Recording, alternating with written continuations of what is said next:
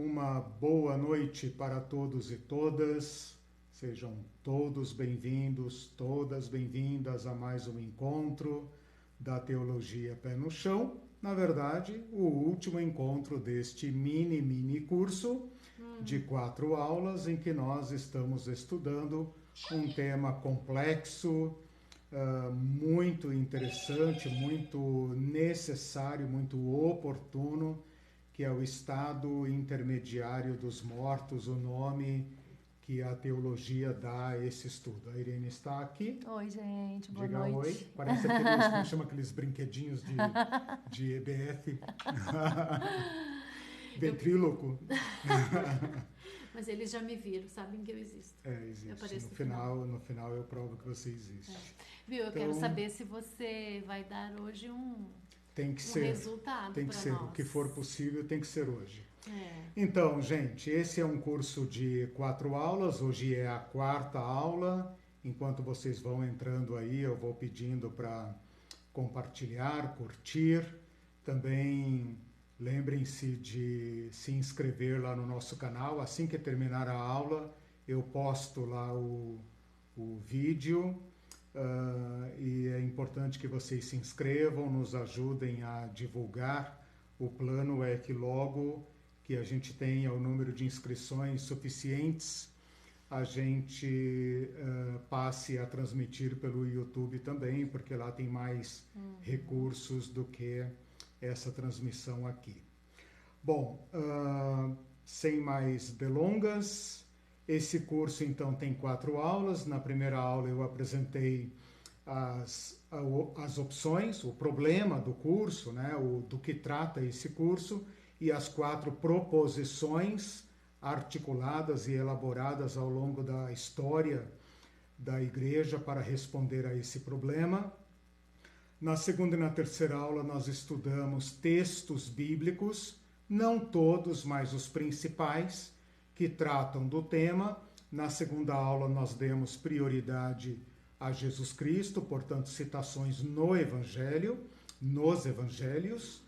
E na terceira aula nós abordamos o texto mais rico teologicamente, mais desenvolvido, que é o texto de 2 Coríntios, capítulo 5, versículos 1 a 10, lembrando que ele está dentro de um contexto maior que inclui o capítulo 4, o capítulo 5 inteiro, e é claro, você pode ampliar esse contexto para ter uma visão maior. Na aula passada nós fizemos basicamente uma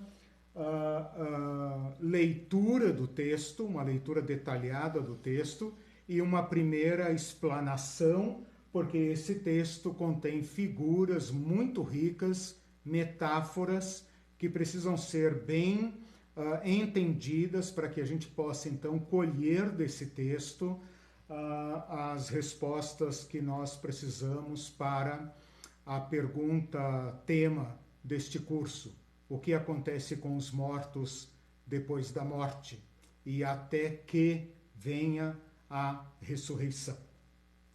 Hoje eu pretendo voltar a esse texto, aos textos todos que nós estudamos, mas principalmente a esse de Paulo, porque ele é mais completo, e a partir desse texto, então, e em face dos problemas levantados e das propostas já apresentadas, tentar elaborar o que é possível em termos de resposta para este problema. Deu para entender, então? Essa é a última aula. O que tiver que ser dito, tem que ser dito nesta aula. Então eu quero dar oportunidade para que vocês façam perguntas e a gente vá até onde é possível. Pode ser que este estudo não dê a resposta completa como nós gostaríamos, mas pelo menos ele vai recolocar o problema numa perspectiva mais profunda, mais coerente com a nossa fé. É justo que eu apresente, como se costuma fazer em trabalhos acadêmicos, uma resposta provisória. Então, a resposta provisória que eu apresento e que será demonstrada ao longo desta aula, que é a aula que encerra o curso, é que Cristo, por seu Espírito, nos confere eternidade pela fé desde já. Lembrando daquele nosso paradoxo do já, porém ainda não, já estamos em comunhão com Cristo, já opera em nós a ação do Espírito Santo, que está num crescendo cujo escatom, a completude, seria então a ressurreição final, a ressurreição coletiva, que está dentro de um contexto da restauração de todas as coisas. Então, essa perguntinha individual, o que acontece comigo depois da minha morte, ou o que acontece com cada pessoa já falecida, o que aconteceu, ou o que acontecerá conosco individualmente após a nossa respectiva morte, porque cada um morrerá à sua morte. Esta pergunta, então, vai ser recolocada dentro do panorama global da obra da salvação e, além disso, dentro da escatologia universal, que é a restauração de todas as coisas. Aí é que o problema é situado pelas Escrituras. Então, a nossa pergunta terá que ser um pouco remanejada, né? Mas isso vai nos fazer bem, porque nós vamos colocá-la dentro de uma resposta muito maior. Então, se não houver uma resposta plenamente satisfatória no nível individual, egóico, né, haverá uma contemplação, né, da vida cristã dentro de um conjunto muito maior da obra de Cristo. Bom, antes de voltarmos ao texto de 2 Coríntios capítulo 5, eu gostaria de rememorar os problemas que nós estamos enfrentando. Então, com base nos estudos antropológicos que nós apresentamos no curso 1 e 2, nós afastamos da nossa mente aquela visão dicotômica do ser humano, ou tricotômica, como se o ser humano fosse um acolchoado de peças, ou uma junção de peças que num dado momento se destacam, né? Nós estamos trabalhando com uma antropologia mais bíblica, mais próxima do pensamento original, mais fiel, portanto, ao contexto das Escrituras, que recebe o nome de um monismo. Mas não é um monismo materialista, porque senão nós cairíamos no materialismo duro, no ateísmo, que é o ser humano como pura matéria. Evidentemente, nós não subscrevemos esta opção. Então, como que nós podemos entender o ser humano como um indivíduo, um indivíduo? Ora, a saída teológica para esta realidade é um monismo, porém complexo, né? Pode parecer a mesma coisa, pode parecer um artifício, mas não é. Por quê? Porque nós estamos compreendendo o ser humano como uma inteireza, que sofre os efeitos da morte inteiramente e que também é redimido inteiramente. Então nós afastamos aqui aquela divisão fácil, né, do corpo que morre versus a alma imortal. Esta é, digamos, a primeira implicação. Com isso, nós afastamos a morte com aquela definição fácil que nós sempre ouvimos, de que a morte é a separação entre corpo e alma, né? O corpo, como nós sabemos, é material e, portanto, sofre os efeitos físico-químicos, orgânicos e, portanto, se decompõe. Mas a verdadeira sede do ser humano é imortal e, portanto, sobrevive à morte. Ora, Se nós trabalharmos com essa ideia, a ressurreição perde muito do seu significado. Porque se uma pessoa pode sobreviver à morte, a pessoa pode sobreviver à morte, qual é a importância do corpo? Se por outro lado, ou continuando, a pessoa falecida pode ser inteiramente feliz sem o corpo, qual o sentido da ressurreição? Por isso os crentes não sabem muito bem o que fazer com a ressurreição, né? A gente derrapa para uma filosofia platônica, né? Em que o corpo é uma casca dispensável que vai liberar então o nosso verdadeiro ser, que é espiritual, né? E que, portanto, a ressurreição quase que entra aqui como um anticlímax, né? Se nós já estamos em perfeita comunhão com Cristo, no nosso estado de bem-aventurança, a ressurreição se encaixa como, né? Então aqui nós temos uma questão para resolver, porque a ressurreição seria uma redestinação a um corpo, né? Mas para que nós precisaríamos de um corpo a essa altura? Se, por outro lado, nada sobrevive à morte, nós cairíamos numa aniquilação, mas nós descartamos esta opção. Essa opção é aquela materialista, ateísta. Ora, se nada sobrevive, então, como eu estou dizendo, que o ser humano morre inteiro, então o que sobrevive para poder ser ressuscitado? Se Deus tiver que nos recriar, então já não é ressurreição, seria recriação. E nesse caso, não havendo continuidade entre o que eu sou agora versus o que eu serei uma vez ressuscitado, como eu posso dizer que será a mesma pessoa? Então, o fato é que eu, ao adotar esta antropologia bíblica, criei para mim mesmo uma série de problemas, né? E é com estes problemas que nós teremos que lidar.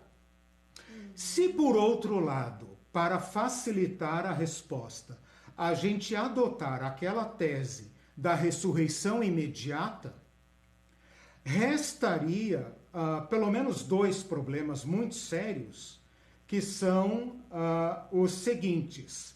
Se toda a escatologia da pessoa já está resolvida, como relacionar esta ressurreição imediata da pessoa com a restauração do universo?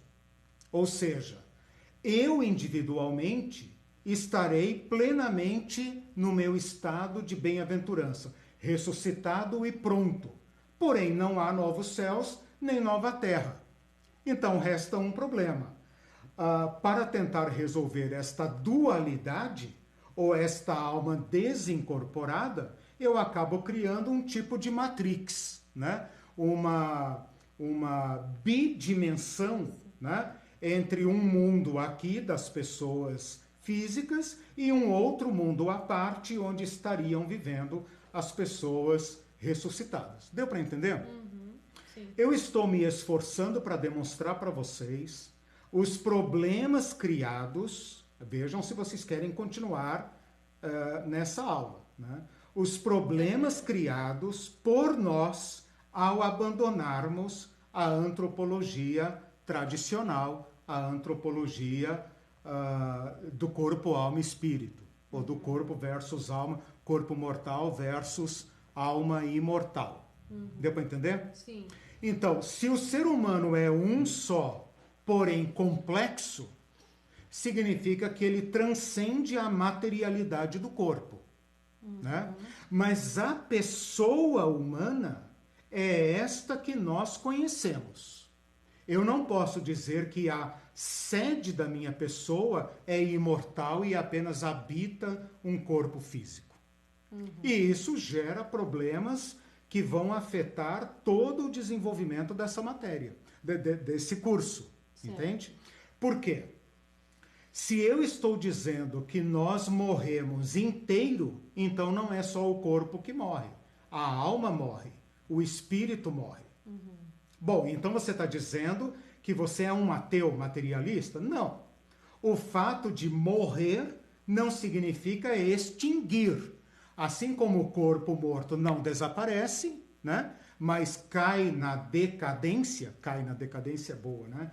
Cai na sua degenerescência, né? No seu estado de desfazimento, a alma e o espírito também. Putrefação, é isso, decomposição. Né? A alma e o espírito também. Se a gente não afirmar isso, a gente está dizendo que a morte só atinge o nosso corpo e não a nossa alma e o nosso espírito. Mas Deus disse, a alma que pecar, esta morrerá. Tu és pó e ao pó tornarás. Então nós temos que colocar o problema no seu devido lugar. Ora, nós temos então agora um problema. O que é que acontece efetivamente na morte do ser humano? Para que nós possamos então falar sobre um estado intermediário. Né?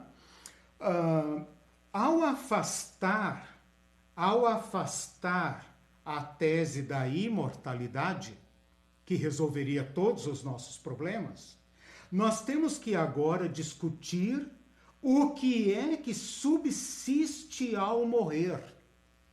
Porque o corpo, nós sabemos, o corpo, se não houver nenhum dano mais grave, ele será devidamente sepultado, cremado e sofrerá os efeitos da sua decomposição e uma vez passado um certo tempo, será matéria orgânica, né? Restos mortais, como nós chamamos.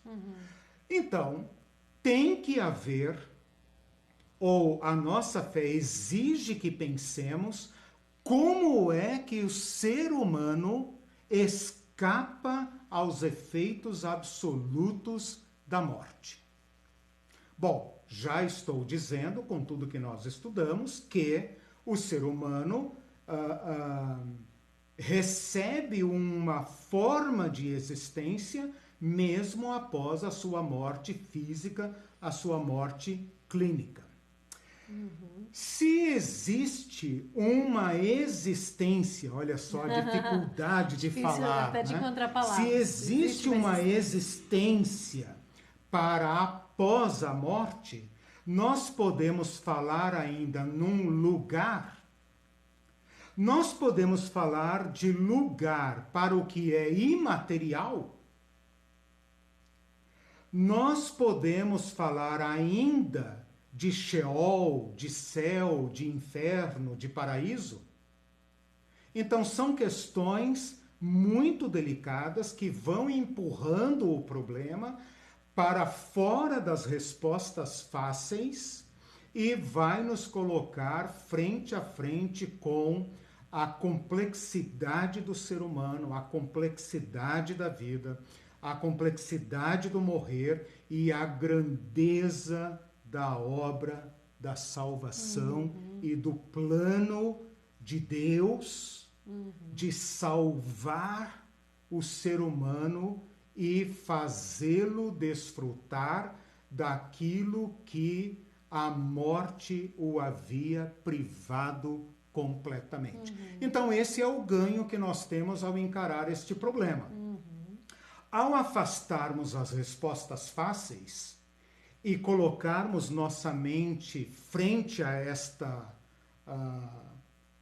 grandeza do problema, nós também podemos colher uma esperança muito mais profunda, muito mais substancial, aquela, por exemplo, que permitia o apóstolo Paulo em 2 Coríntios 5, dizendo: eu sei que tenho da parte de Deus. Então esse é o ganho que eu proponho aqui para nós, ok? Sim. Então o que eu fiz? Eu rememorei os problemas, tá? Só para completar, para não ficar no ar, vou lembrar as 4 opções de propostas que eu apresentei na aula 1 para responder esses problemas. Um é o sono da alma, Deixa eu anotar. Né? Sono da alma, tá? Sono da alma. Ela é mais defendida hoje, ela é mais popular entre os adventistas. Eles interpretam literalmente aquela expressão dormiu com seus pais. Dormiu, né? Os que dormem, os que agora dormem, né? Dormem no pó da terra, os que dormem.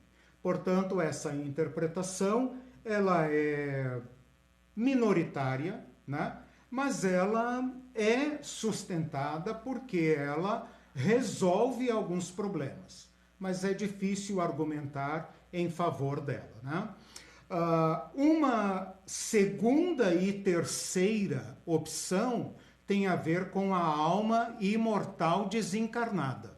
Eu falo segunda e terceira opção porque a segunda é a versão protestante, né? E a terceira é a versão católica. Os católicos dois chamam alma imortal. Alma imortal desencarnada. A alma que é de fato o ser, que é de fato a pessoa, né? E que uma vez morta, a gente sempre aprendeu assim, que a morte é a separação entre corpo e alma, né? O corpo vai para a terra, a alma vai para onde Deus quiser, né? De acordo com os evangélicos, vai para o paraíso, se é justo, ou vai para o inferno, ou sei lá para onde, para o corredor da morte, né? Não sei, alguma coisa assim. Se é ímpio.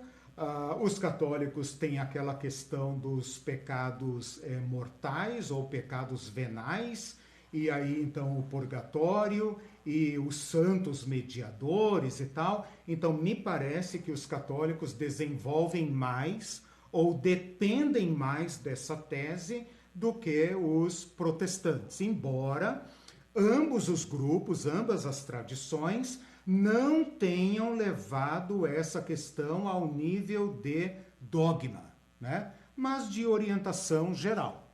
Embora, a meu ver, né, pode ser que eu esteja fazendo um juízo errôneo. Assim, parcial, né? Não errôneo, mas parcial, porque falo como protestante, né? Mas me parece que os católicos foram mais longe, né? Ou dependem mais dessa tese do que os protestantes e evangélicos. E a quarta tese é a da ressurreição imediata. Ela é tentadora, ela é facilitadora de muitos problemas, porém ela cria aquele problema que eu falei da Matrix, né? Se você falar de ressurreição imediata, então você tem que pensar numa existência glorificada e imediata. E, portanto, você tem que pensar num mundo paralelo a esse nosso, né? Então, esta terra já está mergulhada dentro da nova terra e, portanto, esses dois planos subsistem paralelamente, né? Então, você resolve um problema, porém, você cria outro, né? Então, essas quatro opções que eu coloquei.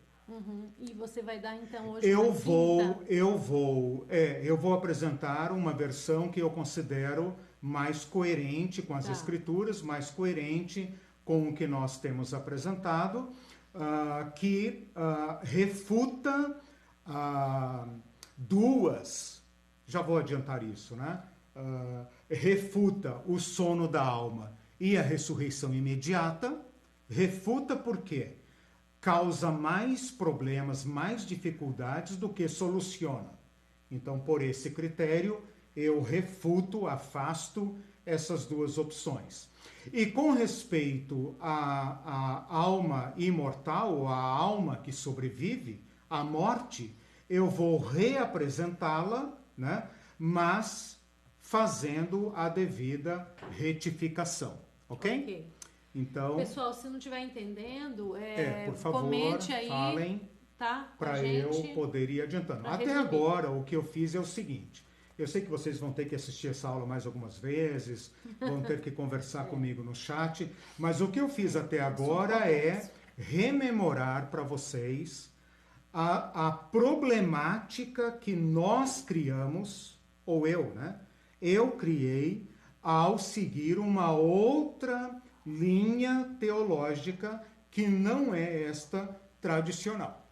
E agora eu tenho a tarefa de, com base nas teses levantadas nos cursos anteriores e com base nas 3 primeiras aulas, mostrar aqui nessa aula uma conclusão. Ok? Ok. Eu vou então agora chamá-los de volta ao texto de 2 Coríntios capítulo 5, para colher desse texto a transição que o apóstolo Paulo faz da vida natural, da vida física, da vida humana, que é a única que nós conhecemos, para a vida gloriosa ou a vida ressuscitada, tá? Então, de um lado, a vida física, a vida que eu e você vivemos agora, que todo ser humano vive, né, desde o nascimento até a sua morte, né, versus aquela vida prometida por Cristo. Então, a vida física versus, digamos, a vida espiritual, ou a vida gloriosa, a vida glorificada, a vida ressurreta, tá? Entre uma e outra, nós temos que colocar aqui um evento, que é o evento da morte. Como é que nós vamos passar da vida física, da vida humana, da vida terrena, para esta vida gloriosa? Pela morte. Então, a morte está aí atravessando o caminho de todos nós. E a pergunta, então, deste curso é: após a morte e até a vida gloriosa, né? Já que a ressurreição não é imediata, se não é imediata, então é futura, entre a morte e a ressurreição futura, o que é que pode acontecer? O apóstolo Paulo, nesse texto que nós estudamos, ele trata da vida física e da vida gloriosa. Ele não desenvolve em detalhes, como nós gostaríamos, o período intermediário. Então, é daqui que nós vamos ter que tirar as nossas respostas. Se você se lembrar das metáforas de 1 Coríntios 5, ele compara vida física igual a uma tenda ou a uma casa terrena, feita por mãos, ok? E a vida gloriosa como sendo um edifício confortável, eterno, feito por Deus, celestial, né? Eu até preciso fazer uma correção aqui. A Marlene me chamou a atenção sobre isso e eu acabei vendo que no versículo 1, de fato, fala nos céus, né? E no versículo 2 é que vai falar dos céus, né? Mas eu vou insistir na tese de que Paulo está fazendo um contraste entre a nossa vida agora e a vida depois, né? Na verdade, o que ele quer dizer não tem nada a ver nem com casa, nem com tenda, nem com templo, nem com edifício. Ele quer falar da nossa vida, né? Então é disso que nós temos que falar aqui, tá? Então a primeira metáfora foi essa, ok? A segunda metáfora, ele compara a vida natural, a vida como nós vivemos agora, a uma veste simples, a uma veste inadequada, versus a vida gloriosa, que é a roupa que sobreveste. Lembra disso? A roupa que sobreveste, né? A terceira metáfora, ele fala de estar aqui nessa vida terrena como exílio. Então, enquanto estamos aqui, estamos exilados em relação ao habitar com o Senhor. Então, a nossa existência é uma existência peregrina, provisória. Assim como a tenda não é a casa definitiva, e assim como a roupinha do dia a dia não é a roupa definitiva da festa, assim também o estar aqui não é o nosso local definitivo, não é nosso lar. Quando eu digo aqui, não estou me referindo ao planeta, estou me referindo a esta vida física. Versus aquele estar com o Senhor, que é então o nosso habitat definitivo, o nosso estar definitivo. A pergunta que nós temos que fazer aqui agora é a seguinte: como se dá a transição da tenda para o edifício? E como se dá a transição da roupa comum para a sobreveste? E a pergunta, então, que nós temos que colher desse texto é a seguinte: em algum momento nós ficamos sem teto? Em algum momento nós ficamos nus, despidos? Na aula passada, eu não mencionei aqui, mas eu apontei lá nas anotações, todo o contexto e o ideário que a Bíblia traça sobre nudez, né? Como sendo vergonha, inadequação, julgamento e até pecado, vergonha, né? Esse é o conceito semítico de nudez. Paulo fala no versículo 3, se todavia formos encontrados vestidos e não nus. Então, ele descarta aqui a possibilidade de uma nudez. Ou seja, ou melhor, a nudez existe, mas nós não a queremos. Então, é possível que alguém fique nu, nesse sentido metafórico. Mas nós não queremos. Ele fala, se todavia formos encontrados vestidos e não nus. Ou seja, existe a possibilidade de ser encontrado nu, né? E, portanto, envergonhado, e, portanto, inadequado. Mas ele fala, não, nós queremos ser encontrados vestidos. No versículo 4 ele fala, nós ansiamos não para ficarmos sem teto, ou para sermos despidos. No versículo 4 ele mistura as metáforas. Então ele fala, se eu pudesse completar aqui o texto, ele diria, nós estamos nesse tabernáculo, gemendo, angustiados, não para sermos sem teto. Nós não queremos ficar ao relento. Nós queremos a habitação celestial, né? E por outro lado, nós não queremos ser despidos. Nós queremos ser revestidos. Então ele está dizendo que ao morrer, a nossa tendinha,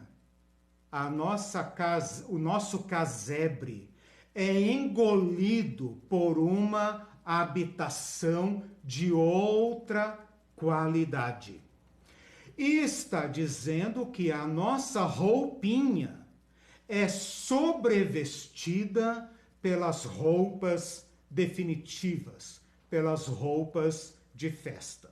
Bom, é necessário aqui, na aula 3 você encontra isso, uma pesquisa para invocar a memória semítica do que significa templo, do que significa tabernáculo, do que significa tenda e também do que significa vestes e nudez. Por exemplo, no Apocalipse vai aparecer muitas vezes as roupas brancas, as roupas de linho fino, as vestes que são dadas aos santos, ok?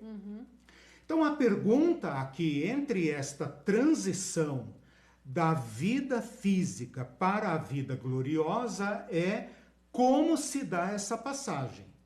Será que há um momento vislumbrado aqui por Paulo em que quando a nossa tenda se desfizer, versículo 1, quando a nossa tenda se desfizer, ou seja, quando nós morrermos, nós ficaremos metaforicamente desabrigados? Até que venha, então, a casa definitiva? Deu para entender? Ou, segunda metáfora, será que entre aquela roupinha michuruca e a roupa de festa, nós passaremos por um estágio de nudez? Ou será que nós seremos encontrados pela vida? Nós seremos encontrados pelo eterno, pelo imortal, e como disse o verbo aqui, revestidos, é uma ideia de tragados, cobertos, completamente envolvidos, abraçados pela vida. Dentro da nossa discussão aqui, é aqui exatamente que está o problema, né? Nós poderíamos aqui discutir aquelas hipóteses, né? Deu para entender? Eu rememorei agora as metáforas da casa e das vestes, certo. Ok? Então a gente poderia nesse ínterim aqui recolocar as propostas agora. O que acontece entre essa casa e essa, né? Essa aqui é a casinha, essa aqui é a casa grande. Essa aqui é a roupinha, essa aqui é a roupa de festa. O que acontece entre uma e outra? Sono apaga. Não sei. Está hibernado, apagado. Ou, na hipótese protestante, está num estágio de imortalidade. Imortalidade esperando o juízo final. O juízo final vai definir os destinos, né? É claro que aquele que morreu com Cristo já está assim como que esperando subir no pódio para receber a medalha. E aqueles que estão lascados já estão pensando, oh, meu Deus, o que vai acontecer e tal, né? Então a pré-alegria, pré-agonia, né? Na visão católica, nós podemos pensar aqui, bom, entre uma casa e outra, os santos vão para a presença de Deus, são beatificados, canonizados, venerados. Aqueles meia-boca, desculpe a expressão, né, vão para o purgatório e aqueles descartados já vão embora direto. Ou então, na quarta hipótese, quando morre, não há estado intermediário, ou seja, imediatamente já entrou na existência definitiva. O escatom individual é antecipado e a pessoa, então, já está no seu estado definitivo. Então, o que eu fiz? Peguei o texto de Paulo e apliquei aqui as 4 hipóteses, as 4 propostas. Tudo bem? Vou dar uma parada aqui porque eu estou meio assustado. Então, é um tema complexo, né? Mas a Mirani disse, creio que como Cristo já pagou por essas vestes, temos o direito das mesmas. Mas Isso. Ainda a gente está lidando com metáfora. Exato. Exatamente. Olha só, vamos deixar uma coisa bem claro aqui, né? A tenda é a existência terrena. E o edifício é a existência gloriosa. A roupa, a veste, michuruca, é a existência terrena. E as roupas definitivas é a existência gloriosa. Sim. O que eu fiz aqui? Não sei se vocês perceberam. Eu corrigi uma interpretação. De acordo com a interpretação tradicional, a gente diria, a tenda é o corpo. A roupa michuruca é o corpo. Nós, o que habita a tenda é a alma. É o morador da tenda. Deu para entender? Vê se consegue entender. Sim. Presta atenção. Este corpo aqui físico é uma tenda. Certo. Eu que estou lá dentro, morando dentro desse corpo físico, sou a alma. E eu, então, vou mudar para uma casa boa. Vai abandonar que é o novo corpo. A tenda. Pela segunda metáfora. Eu, esse corpo aqui humano, físico, de carne e ossos e tal, né? Que está envelhecendo, está caminhando para, né, o curso natural da vida, é a roupinha michuruca. Minha alma é o corpo que veste essa roupa michuruca. Esta minha alma vai migrar para a roupa definitiva. E esta roupa definitiva é o corpo glorificado. Deu para entender? Sim, a roupa estraçalhada Isso. vai ficar para trás. Isso.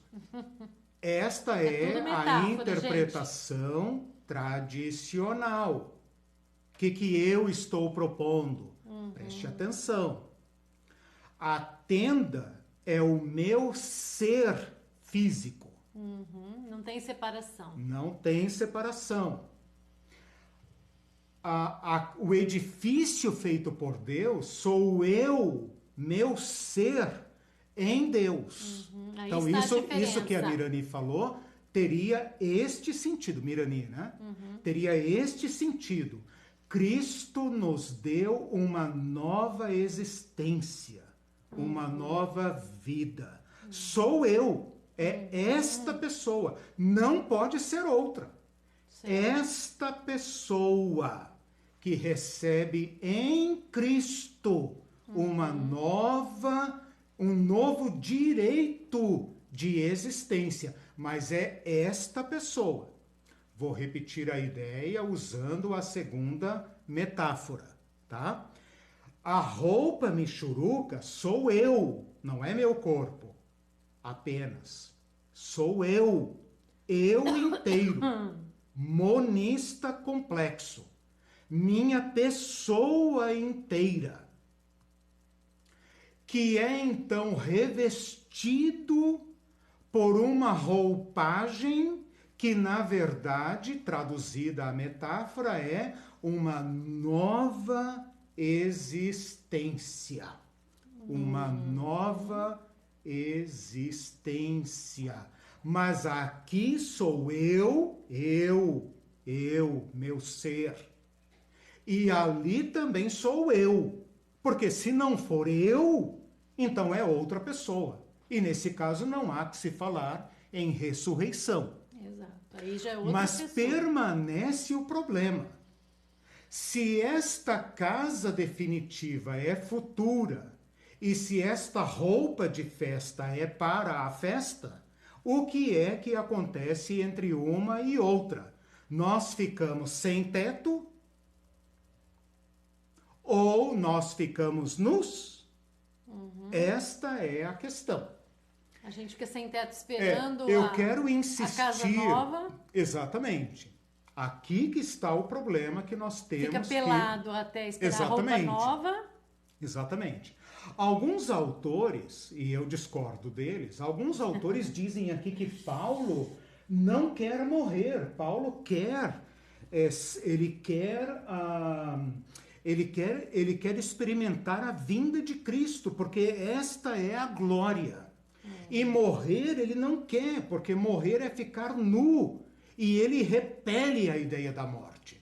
Ora, é mais fácil a gente entrar no mundo de Paulo do que enfiar Paulo no nosso mundo, né? Paulo aqui não está dizendo nada disso. Pelo contrário, ele está dizendo: eu sofro, eu apanho, eu tomo pedrada, mas eu não me importo.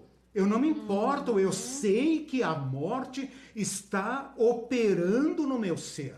Mas junto com isto, já começou outra existência. Junto com isso, já começou outra existência. E é nessa nova existência que eu coloco toda a minha confiança. Okay. Paulo vai dizer nesse texto algumas vezes sobre o corpo. Não caia na tentação. Não é o corpo físico, é a vida física. Porque não é meu corpo que faz ou não faz nada. Sou eu inteiro. O meu corpo, o corpo humano destacado à parte, não faz coisa nenhuma. Você quer conhecer um corpo humano? É o corpo do falecido. Esse é o corpo humano à parte da pessoa humana. Né? Ali está. Então, tudo que nós fazemos neste mundo não é nosso corpo que faz. Somos nós que fazemos. Então, mesmo quando Paulo fala estar no corpo, deixar o corpo por meio do corpo, não se confunda. Não se confunda. Corpo aqui significa a pessoa humana. nesta existência. Se você cair na esparrela de pensar que é o corpo, você cai na antropologia antiga de pensar que este corpo é apenas uma casca da alma imortal. E Sim. não é.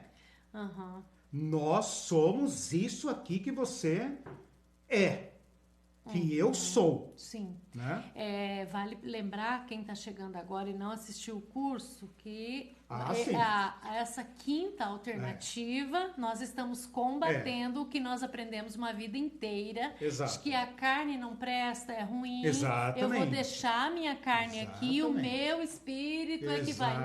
Não é isso. Exatamente. É isso que nós estamos combatendo. combatendo. É um longo esforço, né? O primeiro curso acho que foram 5 aulas ou mais. O segundo foram 14, essa agora 4, porque não dá para ir em frente. Mas tem que ser, porque... Mas o tema é complexo. Não, e tem que ser porque a gente aprendeu a vida Exatamente, inteira. Então a gente tem que bater agora, vai ter que bater nessa tecla bastante. Então, eu não estou inventando nada, tá? Eu estou apenas buscando em fontes mais confiáveis, né? Depois eu posso até indicar mais material para quem quiser estudar. No versículo... onde é que está? No versículo 16, você tem uma ideia disso que eu estou falando. Capítulo 4, versículo 16, voltando um pouquinho, tá?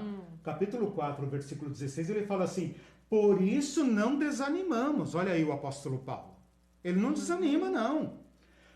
Pelo contrário, mesmo que o nosso ser exterior se corrompa, contudo o nosso ser interior se renova de dia em dia. Cuidado!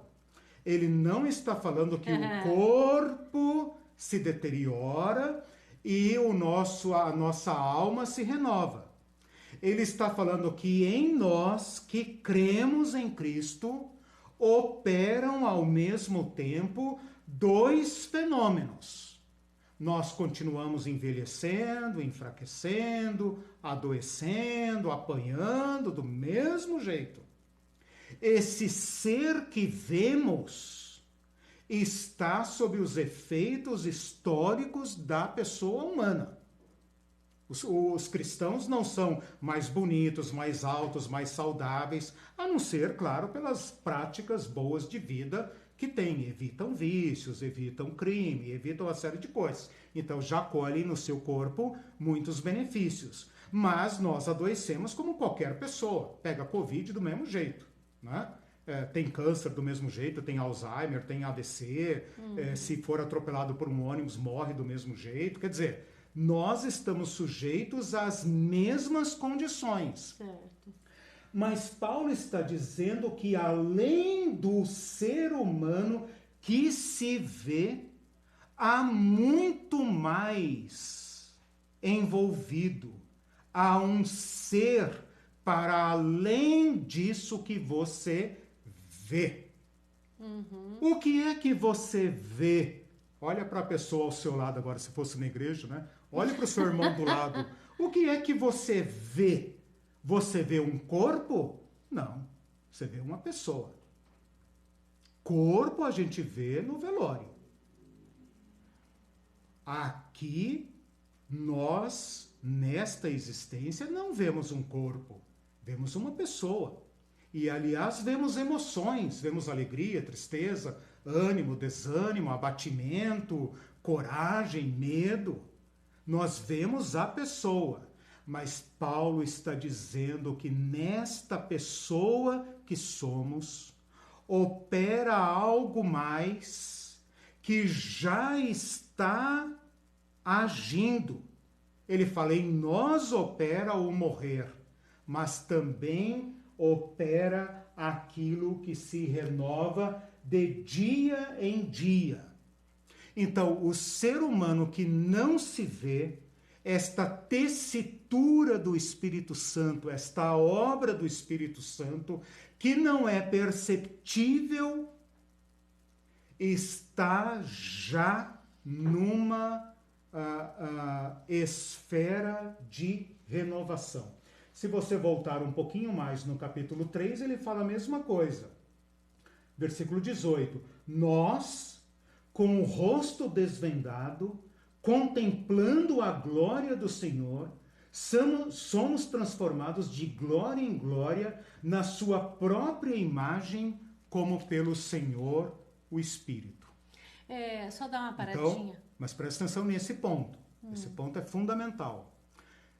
Você é esta pessoa inteira. Olha para a pessoa, como estou vendo aqui a Irene, e vejo a pessoa. Mas além da pessoa que vemos e além da pessoa que somos, há muito mais que não é visto e que está sob a ação do Espírito da vida. Então, este é o ponto fundamental para a nossa resposta. A nossa união com Cristo, que já está em curso. Então, ao invés de nós pensarmos o que é que vai acontecer depois da morte, Paulo tira essa pergunta e coloca já o que já aconteceu e que nem a morte pode alterar. Nós já estamos em união com Cristo.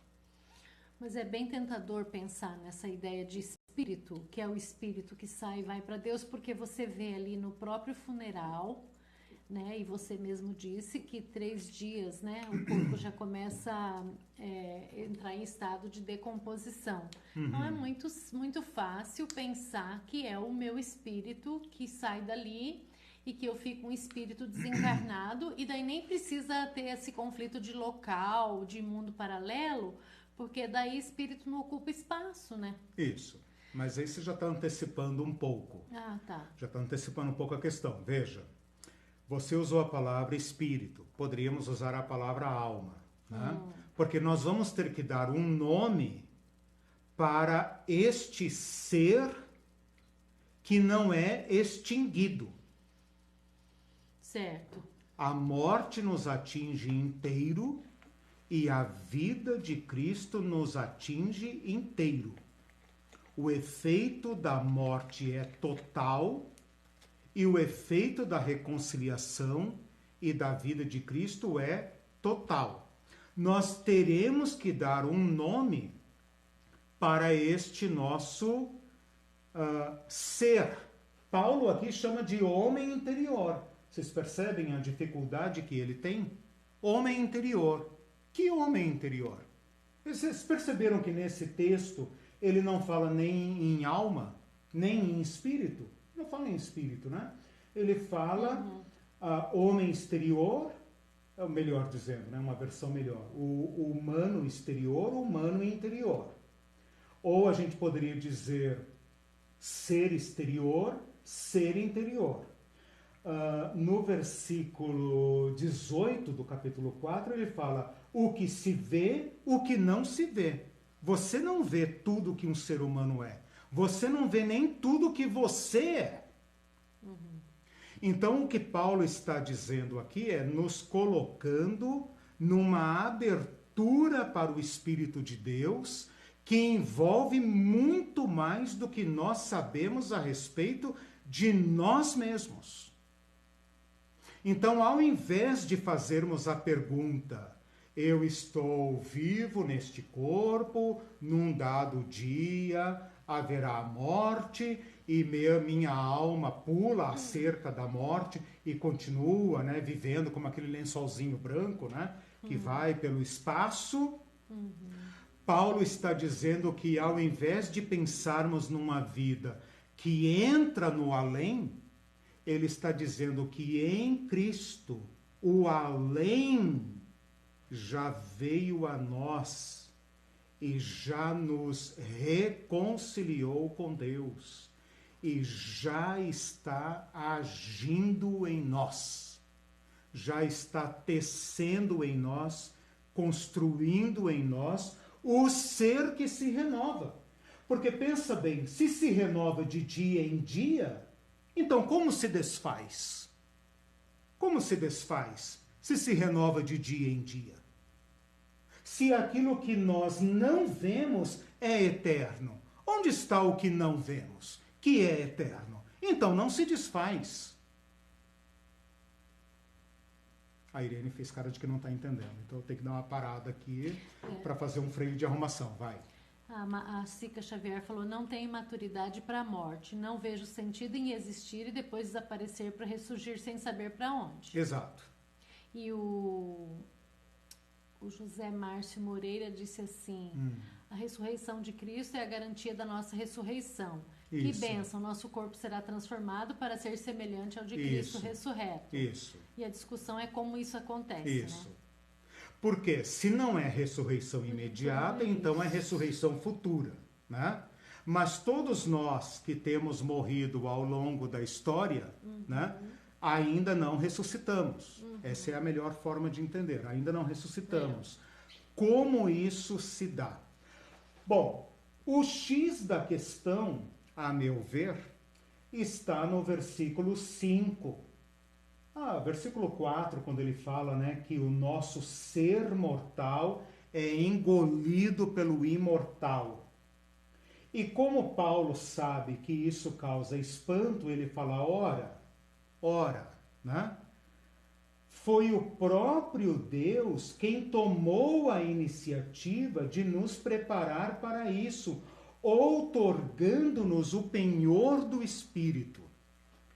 Então aqui para mim está o X da questão, aquilo que eu estava dizendo agora há pouco. Ao invés de nós vivermos de pensar que nós estamos vivendo essa vidinha física mortal e a nossa alma imortal entra no além túmulo, na vida além, seja lá o que quer que seja, né? Até que haja uma ressurreição, se é paraíso, se é jardim, se é sono, e etc. Ao invés de pensarmos assim, Paulo desloca o além para nós, dizendo que Deus, que está além de nós e de tudo, já veio a nós, já se reconciliou conosco, já encarnou a nossa vidinha mortal e já nos uniu ao eterno. Todos os verbos de ressurreição no Evangelho são passado. Já fomos ressuscitados com Cristo, já fomos unidos com Cristo, já fomos reconciliados com Cristo, já assentamos nos lugares celestiais com Cristo. Então não é nós que estamos indo em direção ao imortal. É o imortal que já veio a nós. E como é que nós sabemos disso? Porque um adiantamento do imortal já foi nos dado por meio do Espírito Santo. Então, o âmago da questão é o Espírito Santo. É o Espírito Santo que, por meio de Cristo, nos une ao eterno. Se você lembrar das aulas sobre morte, das aulas sobre vida, você vai lembrar que na nossa fé cristã, a razão da morte é a nossa ruptura em relação ao eterno. Nós não fomos concebidos para morrer, mas nós morremos. Como é que nós podemos falar, sequer pensar numa existência pós o colapso do nosso ser, a decadência total do nosso espírito, corpo e alma, tudo, porque a morte pega tudo, não aniquila tudo, mas afeta tudo e destina tudo, porque o eterno veio a nós, porque o eterno nos assumiu, porque o eterno já nos domina, porque nós já somos edifício de Deus. Olha aí a ideia do edifício e da casa.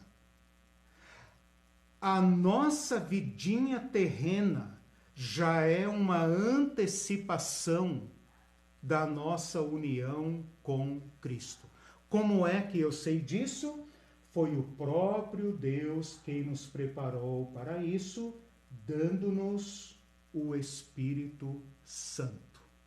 O Espírito Santo que é motivo de guerras e disputas infindáveis entre os evangélicos e protestantes e católicos e tudo mais, e pentecostais e neopentecostais e dom, e etc, etc. Antes de qualquer razão, é o selo da nossa união com o Eterno. É a garantia, o penhor, como foi dito aí, né? O irmão falou, a ressurreição de Jesus Cristo é a garantia. Por que é a garantia? Porque o mesmo Espírito que ressuscitou a Jesus Cristo dentre os mortos também nos ressuscitará. Por que nos ressuscitará? Porque já está em nós. Já está em nós. Então, na prática, na verdade, nós já temos tudo, toda essa casa, essa roupa nova já está em nós. Antecipada, a semente penhorada, já está em nós. Adiantada na nossa comunhão com Cristo. O âmago da questão para mim está aqui. Calma, gente, ainda não estou dando a resposta, tá? Mas a transição do mortal para o imortal é a nossa reconciliação com Cristo já. O penhor do Espírito Santo, a presença do Espírito Santo. O mesmo Espírito testifica com o nosso espírito que somos filhos de Deus. E se somos filhos de Deus, somos herdeiros da bênção de Cristo. Qual é a bênção de Cristo? A vida eterna. Todo aquele que nele crê tem a vida eterna. A vida eterna já opera em nosso corpo mortal. Isso que Paulo está falando, ainda que o nosso ser exterior se corrompa. Isso que eu ia Na falar. nossa interioridade, o Espírito Santo já assegura a nossa eternificação. Então aqui cai fora a imortalidade. Não há imortal. Não há nada em nós imortal. Nós fomos totalmente afetados pela morte e caímos na vala da destruição. Quem é que nos busca de volta? Quem é que nos tira da decadência? Quem é que nos tira da destruição? Cristo ressurreto por meio do seu Espírito. É o Espírito Santo, que é Deus, que é o Espírito de Cristo, que agindo em nós, já está amadurecendo em nós a eternidade. Eternidade não é a mesma coisa que imortalidade. Você pode até dizer, tá, na prática é a mesma coisa. Não, não é a mesma coisa. Por quê? Porque a imortalidade é conhecida como um dom, como um atributo, como um atributo da alma. A alma é imortal. Ela é imortal, ela é feita do mesmo material que Deus. E agora eu estou falando não. A alma é eternificada. Por quê? Porque foi introduzida no eterno. Como foi introduzida no eterno? Mediante Jesus Cristo. Quando Jesus Cristo se tornou humano, ele elevou a nossa natureza humana para dentro de Deus. Ele nos enxertou em Deus. E, portanto, a eternidade de Deus nos eternifica.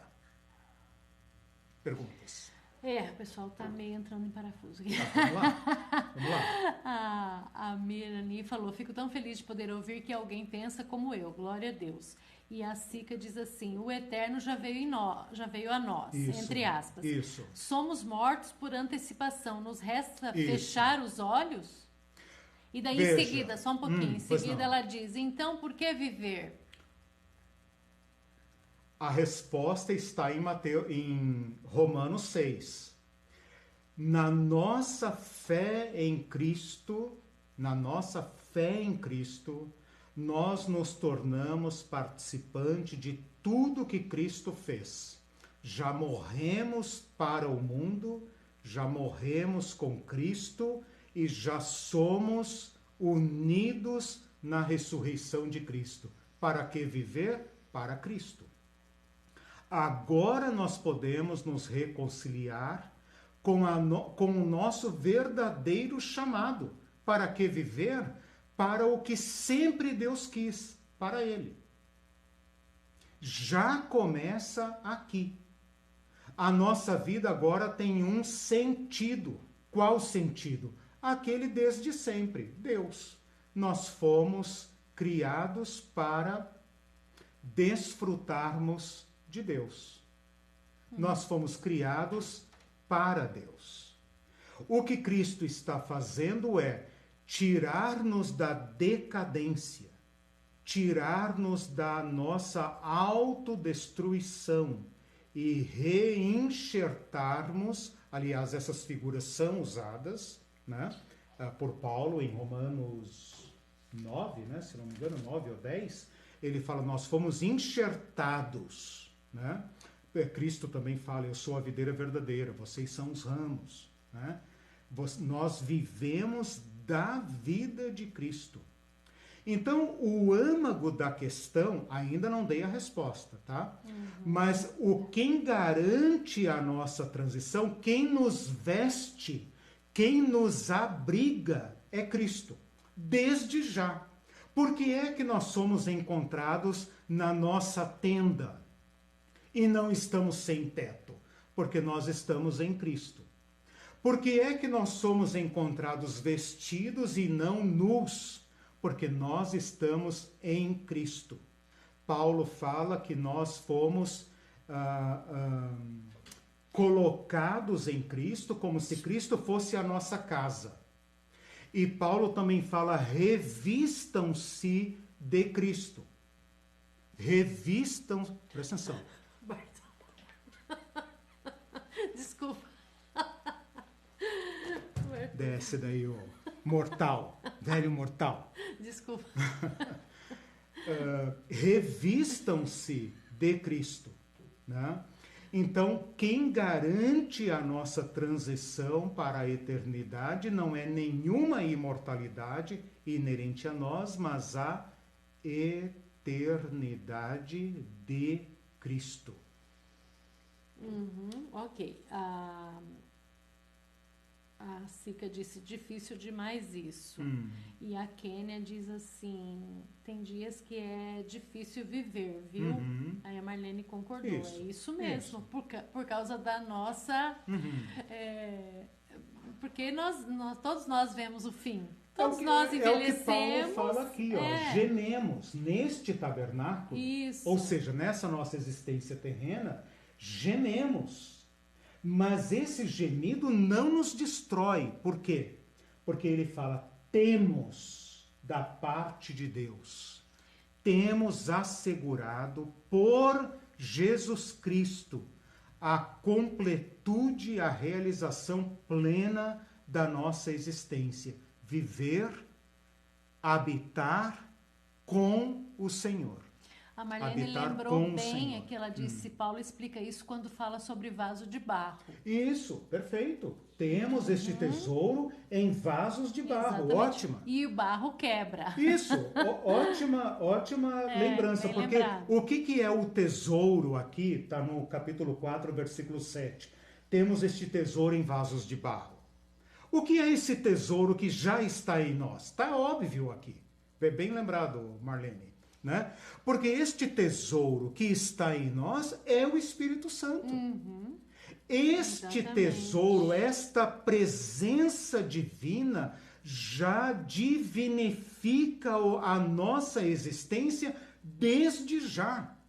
Sim. Desde já. Então, o que eu estou tentando deixar claro aqui é o seguinte: não pensem na vida humana, na nossa existência, linearmente, como se fosse assim. Eu vivo aqui, essa vidinha e tal, nós somos fracos mesmo, e etc. Essa vidinha, né, maleporcamente aí, né, que a gente vai vivendo, ao Deus dará, não sei o quê. E um dia, pimba, morre, né? E aí essa casca nossa é sepultada, né? Nossos amigos ali choram por nós, falam umas palavras bonitas e tal, mas vai pro, né? Vai pro túmulo, né? Mas a alma imortal transcende, vai embora, vai para o céu, vai para o inferno, etc., mas ela transcende, né? O que eu estou dizendo aqui é algo muito diferente.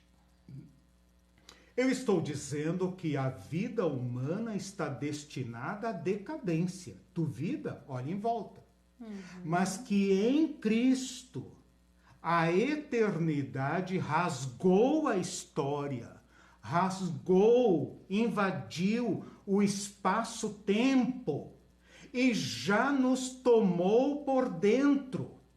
E Paulo está dizendo, eu não desanimo porque sofro na minha existência tanta perseguição, tanta tribulação. E vocês podem colocar aí as suas dores, suas decepções, suas tristezas, suas doenças, suas depressões. Isso não me destrói. Por quê? Porque pela fé em Cristo, o tesouro da vida eterna, não porque minha alminha, meu fantasminha, seja imortal, mas porque a semente da eternidade já foi semeada em mim. E este meu corpo agora sofre, essa minha existência, né? Sofre a operação da morte, mas ao mesmo tempo sofre e recebe a operação da vida. Aqui em Paulo, quer ver, ele fala... olha só, o capítulo 4, versículo 11. Porque nós que vivemos somos sempre entregues à morte por causa de Jesus. Quer dizer, além de sofrer a morte normal, Paulo fala, por causa de Jesus, a minha morte agora está mais perto. Eu arrumei mais encrenca para a minha vida por causa de Jesus Cristo. Mas também a sua vida se manifesta onde? Lá depois da morte? Não, na minha carne mortal.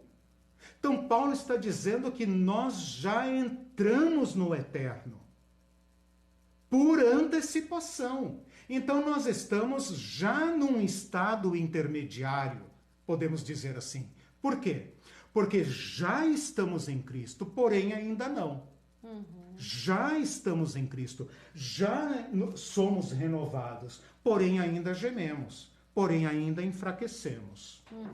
Mais um comentário de Israel bem interessante. Ele diz assim, você diria como eu que esse ressurgir, essa eternificação é o resgate da imagem e eternidade que havia antes da morte espiritual? De modo que o que assegura a eternidade é a nova natureza que retorna? Isso. Podemos dizer no mínimo isso. No mínimo, né? Isso. Porque nós ainda podemos pensar que Deus criou o ser humano como um chamado a ser. Nós nunca poderemos antecipar qual é a completude do chamado de Deus para a humanidade. Porque o que nós temos, né, se eu tiver correto, se eu tiver entendido corretamente, é o seguinte, o que nós temos na nossa memória teológica é o ser humano inocente, em comunhão com Deus, porém Sim, inocente. Exato. E depois a história toda, que é o ser humano decaído. Né? Mas nós não podemos, como disse o apóstolo Paulo, nunca sequer subiu à mente humana o que Deus tem preparado no seu amor. Portanto, em Cristo nós somos novamente reintegrados, reinseridos no chamado eterno de Deus. Por isso que eu estou usando aqui, né, eu falei com a Irene, eu vou criar uma palavra para poder expressar o que eu estou dizendo. Ao invés de falar eternizar, a palavra eternizar é fraca. Claro que se você procurar no dicionário, eternizar é tornar eterno, mas eu não fiquei satisfeito com essa palavra e então eu propus essa eternifacere, eternificar, ou seja, Cristo nos faz eternos. Ele Cristo, colocou eternificação. Eternificação. Ou seja, nós somos, pela comunhão com Cristo, recolocados na plenitude da vida de Deus. Então agora, antes de dar mais tempo, eu queria propor uma resposta no seguinte sentido. Paulo, a rigor, não gasta o seu tempo falando sobre o que acontece entre a morte da pessoa e a ressurreição. Então aqui vem talvez a resposta que pode decepcionar por um lado, porque a pergunta é feita equivocadamente, né? Por isso que eu falei, nós vamos ter que realocar o problema para então desfrutarmos da resposta das Escrituras, né? Então, Paulo não se preocupa em responder o que nós estamos querendo saber, que é, Paulo, para de enrolar e diz, né? Eliseu, para de enrolar e diz logo o que vai acontecer. Paulo diz que a nossa vida mortal, desde antes da morte, já está em Cristo. Cristo é o nosso lugar eterno. Seja lá como quer que se dê a transição temporal, espacial, entre o nosso morrer e a nossa ressurreição, nós estaremos em Cristo. Em Cristo, com Cristo. Num estado de espera em Cristo. Então essa é a resposta. Você poderia dizer, tá, mas então o que é isso? O que é isso que vai para Cristo? Eu poderia dizer, para não cair na antropologia tradicional, dizer nosso ser sempre chamado por Deus. O corpo não, porque o corpo não é apto para Deus. O corpo físico, como Paulo fala em 1 Coríntios 15, né? Carne e sangue não podem herdar o reino de Deus. Estão irremediavelmente afetados e não podem ser trazidos de volta, a não ser mediante o milagre da ressurreição. Ora, a pergunta então que poderia ser feita é a seguinte: bom, cara, se alguma coisa vai para Cristo, qual o problema em chamar esta coisa, este ser, de alma ou de espírito? Ótimo, não tem problema nenhum. Ah, então nós fomos e voltemos, né? Então você fez toda essa ginástica para dizer que é a alma. Então, cara, então nós estamos discutindo o que aqui, né? Bom, nós podemos usar a palavra alma porque ela é a palavra da teologia, é a palavra do texto bíblico. Porém, com uma grande diferença. Não é alma imortal. É nosso ser em Cristo. Queres chamar isso de alma e de espírito? Beleza. Estamos no vocabulário das Escrituras do Novo Testamento, é talvez o termo menos confuso. Porém, devidamente corrigido para afastar o atributo da imortalidade que é estranho às Escrituras e colocar no lugar a eternidade. O único eterno é Deus. Como nós podemos ser eternos? Em Deus. Como nós podemos estar em Deus? Mediante Jesus Cristo. E como podemos saber que Jesus Cristo vai cumprir isto? Porque ele nos garantiu por meio do seu Espírito Santo. Portanto, toda a nossa preocupação sai desta angústia do morrer e volta-se para o Cristo, que mediante seu Espírito já está nos renovando, já está nos preparando.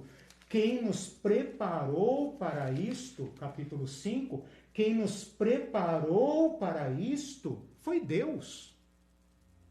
Não é de nós que imaginamos isso, é de Deus, da parte de Deus.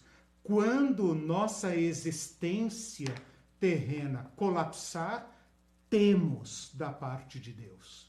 Como posso saber que temos? Porque Deus nos deu do seu Espírito Santo. Ok, tem umas perguntas aqui, uns comentários. A Denise diz, tentando virar a chavinha aqui dentro da cabeça. A vassoura santa fazendo a faxina geral, é verdade. Sobre a pergunta da Sica, a Marlene respondeu...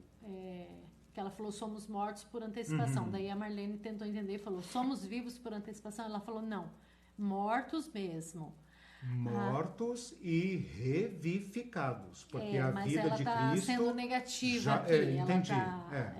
Aí a Marlene respondeu para ela, Sica, mas considerando que temos em mira a ressurreição certa e absoluta lá na frente, então seria correto dizer que também vivemos por antecipação. Isso. Aí ela disse assim, isso é uma posição dela, né? Não existe certeza, são suposições de uma religião que teremos uma suposta vida eterna. Bom, veja, nós estamos trabalhando, Sica, com as promessas de Cristo, né? Veja que Paulo aqui, você tem razão, né? Os gemidos e as angústias da nossa pequena tenda no deserto nos levam a essa aflição. O apóstolo Paulo fala aqui nesse mesmo livro que chegou a desesperar da vida. Então, as suas palavras as suas palavras são profundamente humanas, né? Bem-vinda à vida que geme, que grita, que se angustia, né? Não tem nenhum problema nisso. Mas percebam que Paulo aqui usam palavras que procuram invocar em nós a fé. Ele fala, não andamos veja o versículo 7, vimos que andamos por fé e não pelo que vemos. Estamos em plena confiança. Na nossa confiança não está mais nessa nossa vidinha, porque essa vidinha, ela caminha para o colapso, né? Mas pela ação do Espírito Santo que nos foi dada por Cristo, nós temos uma garantia, um selo. Leia depois o capítulo 8 de Romanos, né? Quer ver o capítulo 8 de Romanos, quando ele fala, até já li isso aqui quando nós falamos sobre ressurreição, se habita em vocês, olha o versículo 10, se porém Cristo está em vocês, o corpo na verdade está morto. O corpo não tem como evitar o colapso, a morte clínica e física, por causa do pecado. Mas o espírito é vida por causa da justiça, já é vida. Se habita em vocês o espírito daquele que ressuscitou a Jesus dentre os mortos, esse mesmo que ressuscitou a Jesus Cristo dentre os mortos, vivificará o seu corpo mortal por meio do seu Espírito que em vocês habita.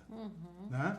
Então nós já vivemos por antecipação e pela fé no perdão e no amor de Deus, a vida de Deus. Nós nos abrimos de novo a esse chamado da vida. Ao invés de vivermos aterrorizados pela ameaça da morte, que pode nos acometer em qualquer momento, né? Somos de novo iluminados para a vida da vida. E isso é que nos dá sentido. Talvez vocês fiquem um pouco angustiados com essa questão do Espírito Santo, porque os crentes se deram ao trabalho, né, o trabalho de fazer do Espírito Santo uma panaceia, uma guerra, né? De um modo bem simples, nós sabemos que o Espírito Santo está conosco porque Jesus o derramou e ele pode ser acessado pela fé na palavra de Cristo. A fé vem pelo ouvir e o ouvir a palavra de Cristo, né? Agora, quando nós falamos nesse sentido, é uma religião, é uma esperança, etc. Bom, o mercado de religiões está aberto, né? Eu honestamente não conheço uma proposição mais adequada ao anseio da alma humana como a ressurreição segundo Cristo. Sim, né? É verdade. Porque fora disso você tem, como eu já falei em aulas passadas, você tem o materialismo, né? A vida sem sentido, né? Aproveite o intervalo, como dizem, ou então as reencarnações infindáveis. Né? Não tem nada fora disso. E o cristianismo... Claro, que depende de fé também, né? Depende de nós fé, cremos. sim. Assim, no que nós cremos. Sim, com certeza. Mas não é uma fé no sentido, é assim que é e Não, vamos que pode vamos e questionar. tal. Não. É uma fé que se deixa convencer pelo Espírito Santo. Aliás, o curso né? só existe porque você questionou essa Sim, maneira sim. tradicional de Sim, crer que não fazia muito sim, sentido. Com certeza. A Kênia lembrou um versículo interessante que Ah. diz: o morrer é lucro. Eu falei, agora a gente entende esse Isso. versículo. Olhando Isso. desse prisma, né, Exato. a Sica, olhando desse prisma, o morrer é lucro por causa justamente Então. dessa promessa de trocar de roupa nova e Então, abarcar o... Ela está falando, não sei se O ela citou imortal. aí referência, mas Não. Filipenses 1:21, seria um outro texto que nós teríamos que meditar também. Eu tirei esse texto fora por falta de tempo. Mas esse texto aqui ele é escrito depois de 2 Coríntios, né? E ele está perfeitamente alinhado com 2 Coríntios, quando Paulo fala o seguinte: Cristo será engrandecido de qualquer forma, né? Eu vivo ou morto, Cristo será engrandecido. Por isso, para mim, o viver é Cristo e o morrer é lucro. Por quê? Porque a morte não me ameaça mais, não me assusta mais, porque a transição está garantida. Como será? Não está claro. Não tem um texto que diga por A mais B, né? A mais B igual a C, que não significa nada, né? Como será? Mas diz para nós que estamos em Cristo, pela fé. Não tem nenhuma mágica nisso, não tem nenhuma mística. Nós levamos isso para o lado sacramental, que às vezes se torna completamente sem sentido prático, ou nós fazemos uma coisa mais protestante, mais evangélica, no sentido, levantei a mão, falei lá o que o pastor mandou falar e a partir de agora tudo está resolvido. Mas nós estamos falando de um encontro com Cristo, uma adesão a Cristo. Você e eu temos o ventinho do nariz. E um dia ele vai sair e não volta mais. E todos nós somos interpelados por esse sentido da existência. E a única saída que temos é se o eterno nos eternificar. Como não tem nenhuma outra proposta em pé, esta de Cristo fala ao meu ser interior e me ilumina, abre os meus olhos para ver para além do meu morrer uma existência superior, definitiva a esta. Por isso Paulo pode falar: quando esta minha existência colapsar, temos da parte de Deus. Não tem nada a ver comigo. Não estou fazendo nada. Não estou criando nada. Temos da parte de Deus. Foi Ele que inventou isso. Foi Ele que veio. Nós não fomos lá. Ele que veio. A nós cumpre pensar: Eu tenho a morte por um lado, o nada do outro e a vida. Deus fala para nós, escolha a vida, meu filho. Escolha a vida. A morte e a vida estão diante de você. Escolhe a vida. Né? É uma proposta razoável.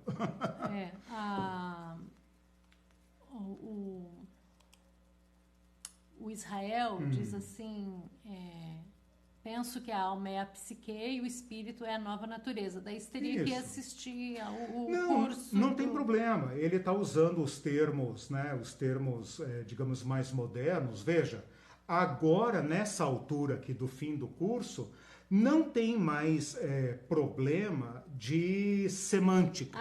Nós podemos usar a palavra alma, que é a palavra bíblica, a palavra espírito, uma palavra mais moderna, como a psique, o ser, né? O ser pessoal, o eu, né?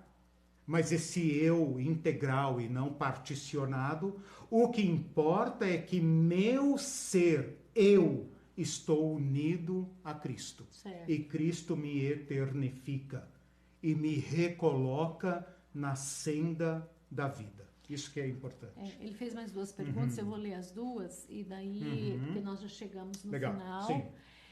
Sobre o corpo estar morto, você diria que o corpo está isento de neuropercepção? Provavelmente não, de modo que essa morte seria condição deteriorativa biodegradável, penso.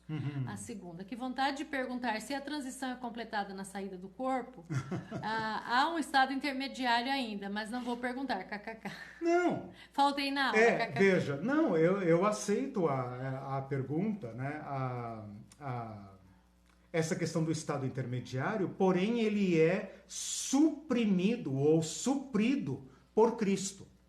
O que nós temos que aceitar aqui como fé, como caminho de fé, é nossa unidade com Cristo ininterrupta. Aquilo que já começou em nós por obra do Espírito Santo prosseguirá e nem a morte poderá nos separar. Acho que a gente poderia terminar com esse versículo do capítulo 8, né?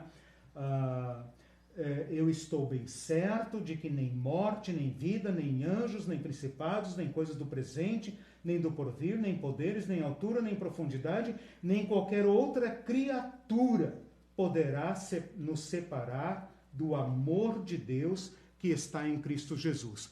Porque Deus nos ama, nem a morte mais pode desfazer esta união. Quando Cristo se encarnou, ele assumiu nossa humanidade para sempre.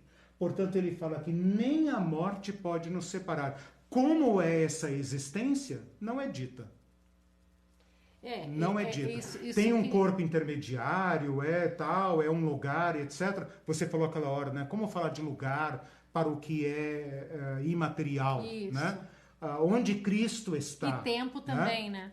Tempo, etc. Exatamente. Questão de tempo, questão de lugar, tudo isso decai para baixo desta verdade.